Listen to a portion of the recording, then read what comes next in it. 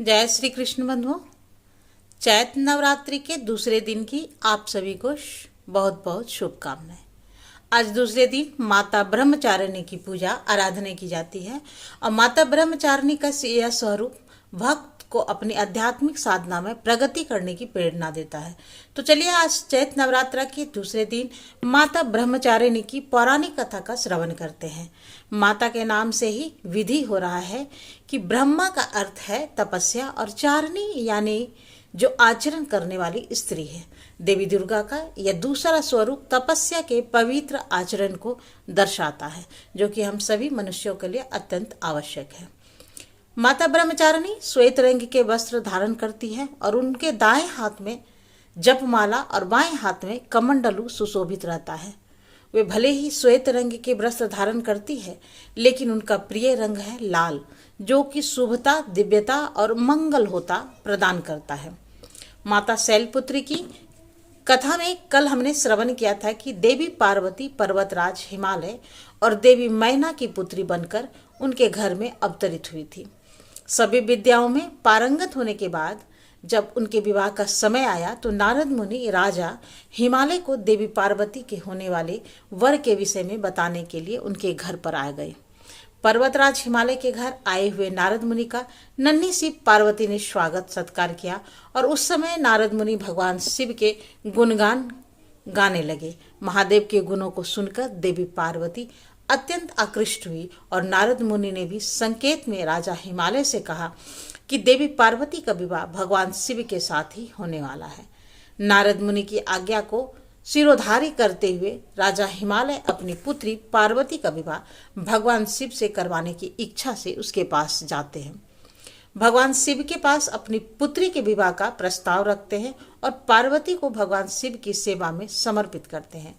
भगवान शिव माता पार्वती को अपने सेवा में स्वीकार तो लेते हैं, लेकिन उनकी ओर उन्मुख नहीं होने देते। वे सदैव तपस्या में लीन रहते हैं और यह देखकर सभी देवतागण चिंतित हो गए।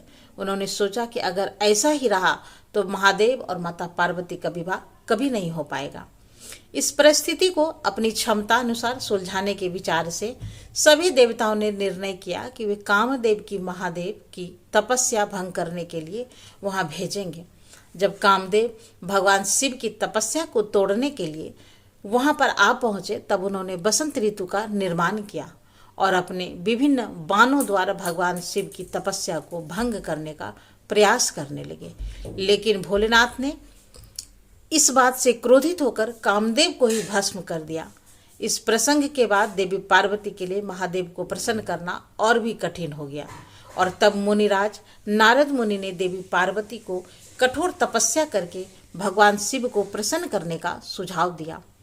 उस समय उन्होंने भगवान शिव के पंचाक्षर मंत्र जाप करने के लिए कहा और अब देवी पार्वती ने दृढ़ निश्चय कर लिया कि चाहे कुछ भी हो, वे महादेव को अपने पति के रूप में अवश्य प्राप्त करेगी। अपने माता पिता की आज्ञा को सिरोधारी करके उसने आशीर्वाद लेकर अपनी दो सखियों जया और विजया के साथ देवी पार्वती गंगा नदी के उद्गम स्थल यानी कि गंगोत्री तीर्थ की ओर अग्रसर हो गई। वहां जाकर उन्होंने घोर तपस्या का आरंभ किया। एक रमणीय वन में देवी पार्वती ने एक वेदी के ऊपर बैठकर ऐसी विषम तपस्या आरंभ की कि जो बड़े बड़े ऋषि मुनियों के लिए भी दुष्कर थी। ग्रीष्म ऋतु में वे अग्नि का गोला बनाकर दिन रात उसके बीच में बैठकर पंचाक्षर मंत्र का जाप करती।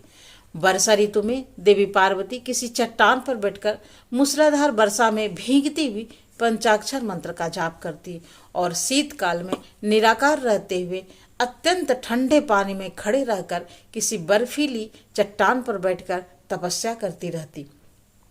इस प्रकार उन्होंने प्रचंड आंधी, कड़ाकेदार सर्दी, मूसलाधार वर्षा और भीषण गर्मी का भी सामना किया, लेकिन उसका मनोबल थोड़ा सा भी नहीं डगमगाया। कभी वे सिर्फ फलाहार करती तो कभी केवल पत्तों का सेवन करती और अपनी तपस्या को और कठिन बनाते हुए उन्होंने पत्तों का सेवन करना भी छोड़ दिया और इसलिए उसका एक नाम पड़ा अपर्णा। इस प्रकार दुष्कर तपस्या करते हुए 3000 वर्ष बीत गए। उनके इस निष्ठावान और अकल्पनीय तपस्या करने के कारण उसका नाम ब्रह्मचारिणी पड़ा और आज चैत्र नवरात्रि के दूसरे दिन माता पार्वती को इसी स्वरूप यानी कि माँ ब्रह्मचारिणी की पूजा आराधना की जाती है। माँ ब्रह्मा और बट वृक्ष यानी कि बरगद के पेड़ का पुष्प अत्यंत प्रिय है, या आप उन्हें आज के दिन अर्पित कर सकते हैं। उनकी पूजा अर्चना में गुड़हल का फूल या फिर लाल रंग के पुष्पों का भी प्रयोग करना चाहिए। उन्हें भोग लगाने के लिए सफेद रंग के खाद्य पदार्थ अर्पित किए जा सकते हैं। आज के दिन माता की पूजा आराधना करके उपासना करते हुए उनके अपने परिवार की सुख समृद्धि और स्वास्थ्य की कामना कर सकते हैं और उनके साथ साथ अपने आध्यात्मिक जीवन में आगे बढ़ने के लिए उनके जैसा ही दृढ़ निश्चय हमें प्राप्त हो, ऐसी प्रार्थना कर सकते हैं।